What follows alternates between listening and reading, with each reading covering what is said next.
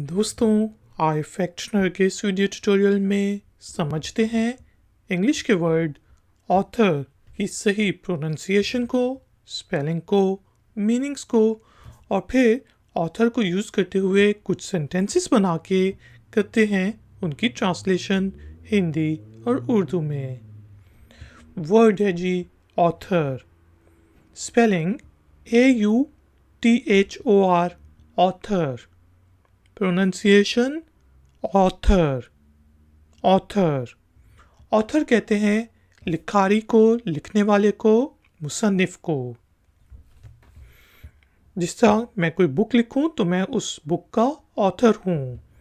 यहाँ पे हमने पूछा who is the author of this book.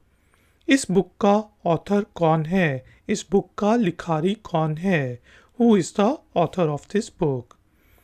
Please video को लाइक शेयर ज़रूर करें, चैनल को सब्सक्राइब करें। मिलेंगे एक और नए ट्यूटोरियल में। Until then, take care, keep learning, keep enjoying. Good day.